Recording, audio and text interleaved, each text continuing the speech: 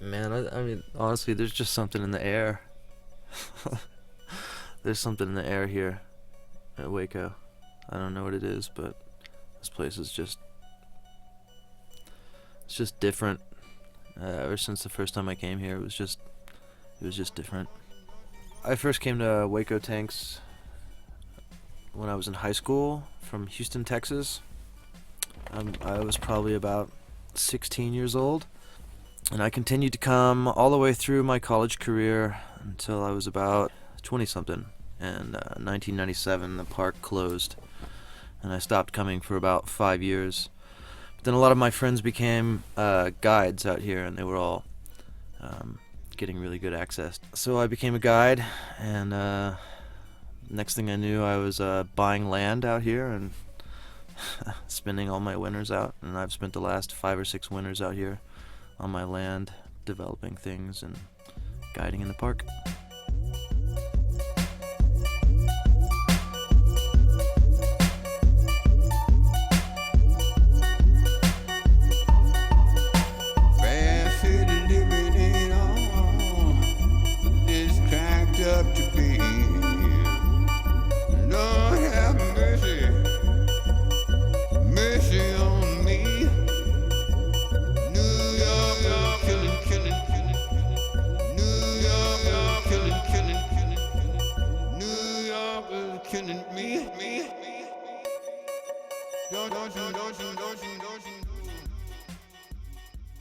The bouldering's unbeatable. It's the best bouldering in the nation, for sure. Probably in the continent. And I don't know. I'll always climb here. Yeah, the first time I came to Waco was 2 years ago, and I had just finished college, and I was in Chicago. It was winter, and it was snowing, and the day after I graduated, I packed up everything I owned, started driving west, and the main goal at the end of the trip was to go to Waco. So, I went to Bishop, went to Vegas, and went to Joshua Tree, and then the grand finale was Waco. I knew right then that there was so much more, and I wanted to be definitely full in to the guiding scene, and just explore the mountain and take people out for their first time so I could see their faces.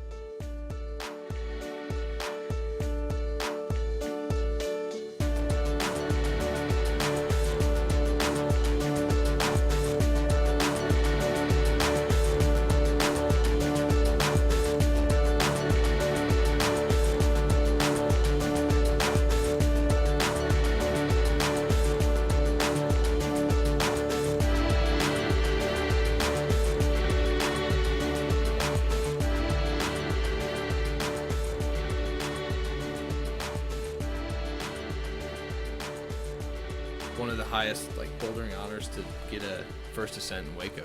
I just think it's great to be able to add to that a little bit, even in the smallest way. Yeah, it just takes the right eye, and there are a lot of people that have been in Waco for a lot of seasons, and they just have that eye, that I look up to. It's awesome to see the line without chalk. You can see it later with chalk and with holds, and it looks like a boulder, but just seeing that blank line and being this will go, that's just something that I definitely look up to. The Unmentionable is a great line. It's trailside. It's probably been looked at and admired for a long time. That was a great line. Really impressive find by Jason, especially it follows the bright water streak, that black streak. It's it's a really kind of obvious line, and it's kind of cool that it hadn't been done before, and it's over a great rock too. It has amazing movement up to a nice high crux on some thin holds. My first time coming to Waco was back in 2006, and we went out for Easter break, and we came out for 5 straight days and climbed every single day of it. I ended up moving out east shortly after that, and only made one more trip back. After graduating college, I decided that I wanted to be a guide because I was going to go out on a road trip, and I wanted to spend a full season here. Each careful step along the byway, much more than this, I did it my way.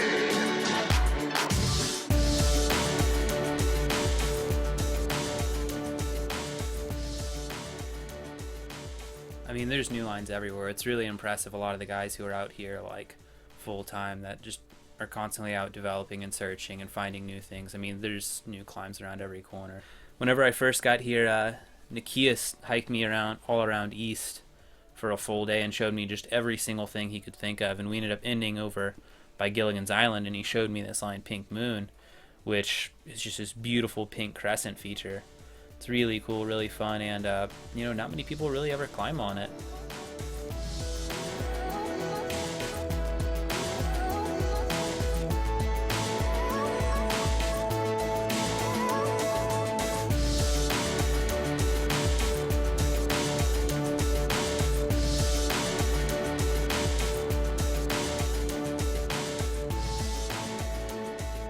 And it's really cool too. I really enjoy getting to show people like the new climbs, people who I take out on tour, because there's all the good climbs that you see in videos that you're psyched for, but there's a lot of really incredible other lines too, so I'm always amped to show people around. I lived in Wyoming for a long time. Eventually I moved south, drove south, found a job, and they said I could live anywhere I want within a reasonable driving distance, and Waco Tanks is the best thing in South New Mexico, West Texas. So I live here, and I travel for work, and I'm gone 4 to 5 days a week. And I come home, and I've never come home and not, you feel that I always feel that when I come home, be it July or January, and it's the best. And I'm feeling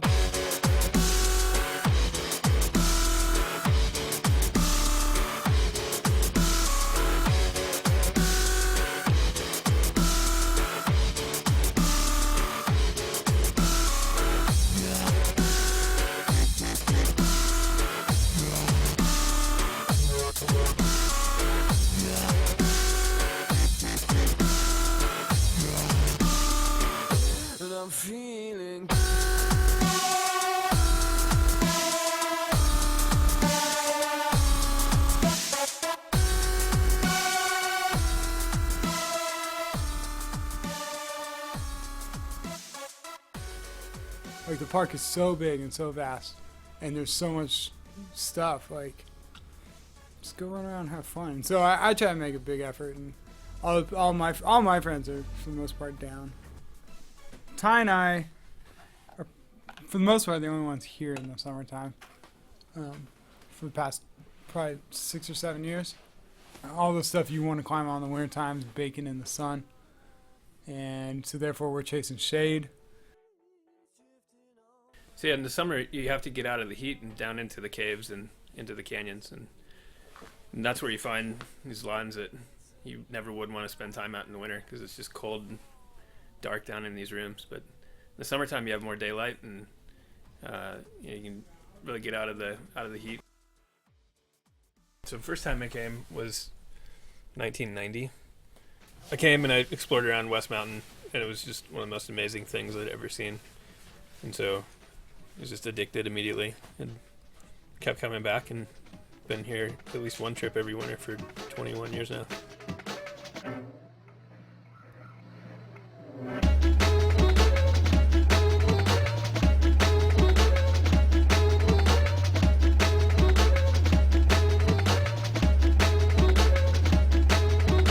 Ah, yeah. Listen to Django Reinhardt.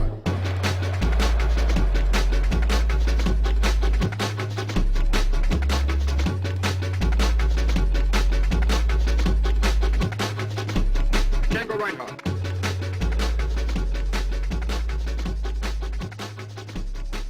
And the thing is that there's new climbs everywhere, all over Waco, all different areas. So pretty much anywhere you go, if you want to get on new stuff, you can get on new stuff. And there's just a ton of classics and new classics that, you know, don't know that are out there, and turn a corner and there's just a striking, beautiful line. It's so dense here. It's like nothing else in the world. There's 1 square mile of rock. And on that 1 square mile, I mean, now there's 2,300, 2,400 climbs. And there's still more to be done. And I've never seen any place else on the planet that has that kind of density. It's really remarkable.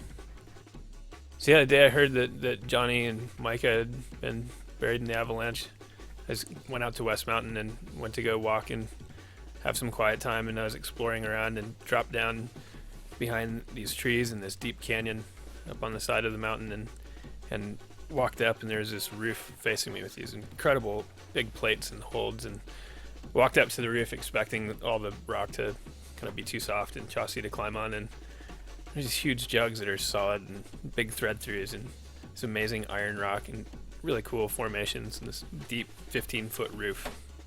And so kind of checked it out and chalked it up and came back with some friends a couple days later and did the main line coming out the roof. It was in honor of Johnny Cop. That's where Cop Out comes from. I first came to Waco back in 1996.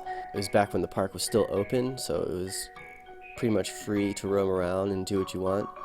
I didn't come back for a couple years after they closed the park.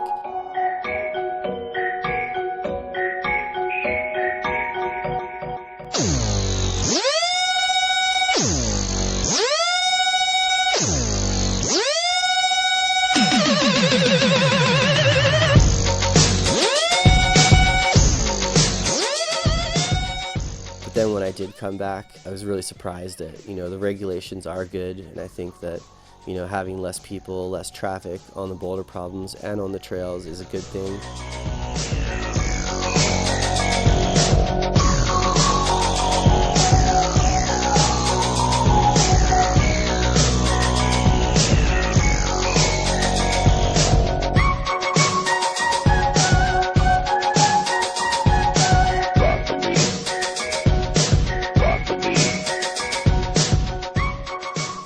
Since then, I've been pretty much coming back every year. Last year, I became a guide.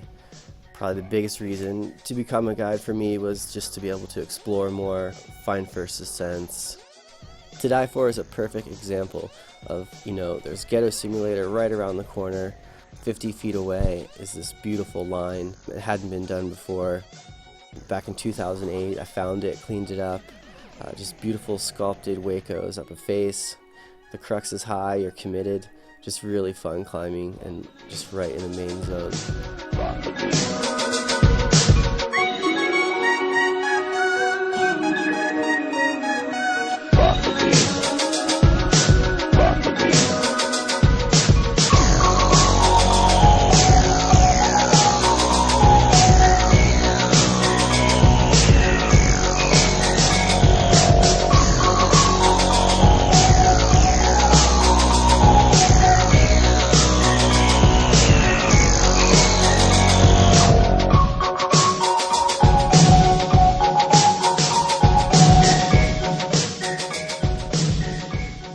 Go out, there's so much to be done, so many new lines to be done here in Waco.